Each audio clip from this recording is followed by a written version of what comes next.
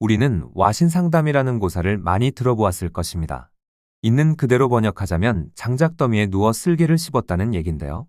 이 고사에는 와신이라는 사건과 상담이라는 사건이 중첩되어 있습니다. 이불에 눕지 않고 장작더미에 누워 편안함을 거부했다는 것이 와신이며 고약한 맛을 내는 쓸개를 씹으며 복수를 다짐했다는 것이 상담이죠. 대개 어떠한 고난도 참고 이겨내 끝내 이룬바 목적을 달성했다는 중의적 의미로 쓰이고 있습니다. 와신상담이라는 고사의 기원을 찾다 보면 중국 역사상 가장 혼란스러웠다는 춘추시대까지 거슬러 올라가는데요. 그 배경을 간단히 살펴보겠습니다. 오나라 왕 함녀와 월나라 왕 윤상은 서로 치열하게 싸우다 죽으면서 자신들의 은원관계를 후대로 떠넘깁니다.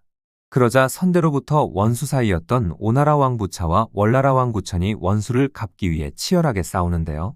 어떨 때는 부차가 승리했으며 또 어떨 때는 구천이 승리하며 오랫동안 승패가 가려지지 않았죠. 두 사람 모두 전쟁에서 패했을 때 큰 어려움을 겪을 수밖에 없었는데요.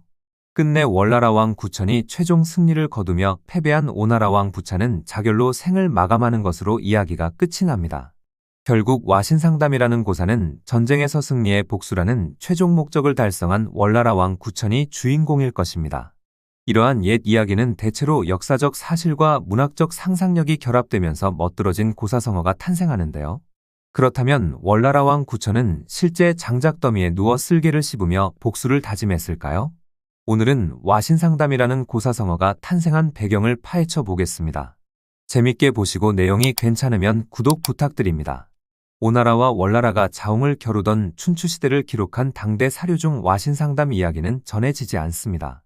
공자가 썼다고 알려진 춘추의 오나라와 월나라에 대한 짤막한 기사가 있을 뿐인데요.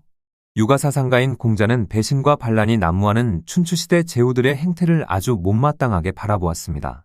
기록에서 아예 삭제해버리는 방식을 선택하는데요. 우리가 알고 있는 춘추필법이 바로 역사를 자의적으로 해석하여 기술하는 방식이죠. 춘추시대 기록물에서는 확인이 불가능하다는 얘기입니다. 전국시대 기록물은 어떨까요?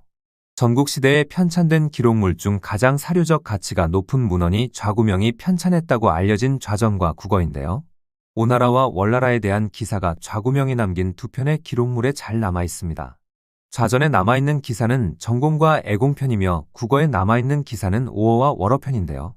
특히 국어에는 부차와 구천이 벌인 전쟁의 책략과 승패에 대한 사소한 이야기까지 대화체로 자세히 기술되어 있습니다. 그러나 좌구명의 기록 그 어디에도 와신과 상담에 대한 기사는 찾을 수가 없습니다. 풍부한 상상력으로 전국시대를 풍미했던 제자백가의 기록물에서도 나타나지 않습니다.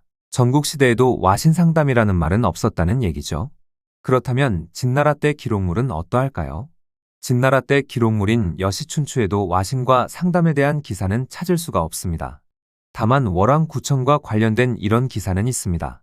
여시춘추 순민편을 보면 월왕구천은 맛있는 음식을 백성들과 나누어 먹었으며 한 병의 술이라도 강물에 섞어 백성들과 함께 나누었다는 기사인데요. 이 기사를 와신과 상담으로 연결시키기에는 무리가 있어 보입니다. 그렇다면 한나라 때 기록은 어떠할까요? 역시나 상상력이 풍부한 사마천의 기록에 그 단서가 포착되는데요. 월왕구천세가편을 보면 이런 기사가 있습니다. 일찍이 월왕구천은 쓸개를 자리에 놓고 앉거나 누웠을 때 올려다보고 음식을 먹을 때는 쓸개의 맛을 보았다는 기사인데요. 상담이라는 고사가 최초로 등장한 기록물이 사기라는 얘기입니다.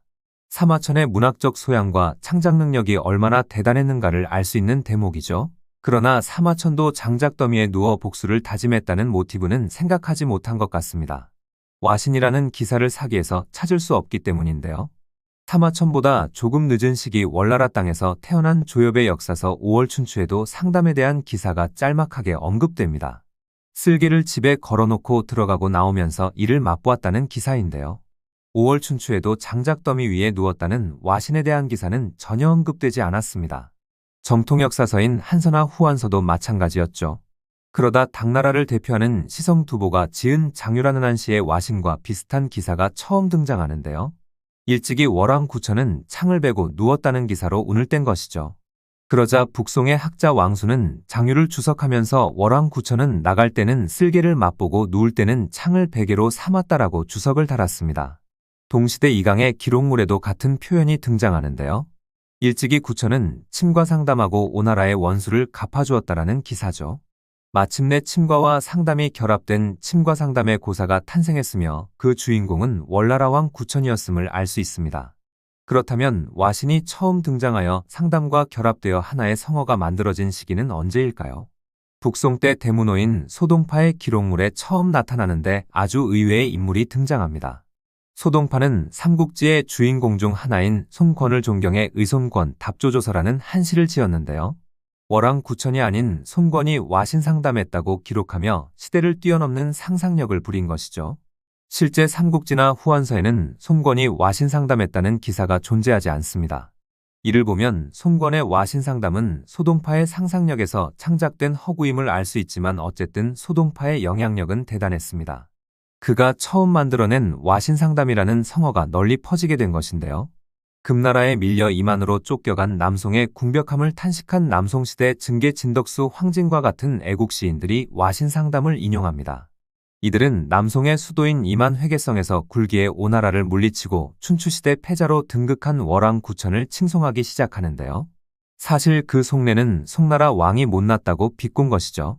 그러자 이들과 반대 세력인 남송의 관리들은 오나라 왕 부차가 와신 상담했다고 칭송하며 추켜 세웁니다. 와신 상담의 주인공이 월왕 구천과 오왕 부차로 나눠지기 시작한 것이죠. 하나의 고사성어가 동시대에 서로 경쟁했던 상대방을 비방하기 위해 대결을 펼치는 아주 묘한 상황이 남송에서 전개됩니다. 오늘날 오나라 왕 부차가 와신했으며 월나라 왕 구천이 상담했다는 이야기도 남송시대부터 전래된 이야기죠. 그러나 많은 학자들은 와신 상담의 주인공으로 월왕 구천을 선택했던 것 같습니다. 원나라식이 편찬된 자치통감 요사 송사 금사 등 정통역사서에는 전부 월왕 구천이 와신 상담했다고 기록했기 때문인데요. 통속서로 유명한 18사략에도 월왕 구천이 와신 상담의 주인공으로 등장합니다. 특히 청나라 걸륭시기 문학가인 최원방이 감수한 동주열국지의 영향력은 무시하지 못할 정도로 파급력이 컸는데요. 월왕 구천은 섭을 쌓아놓고 잠을 잤으며 침상과 요를 깔지 않았다.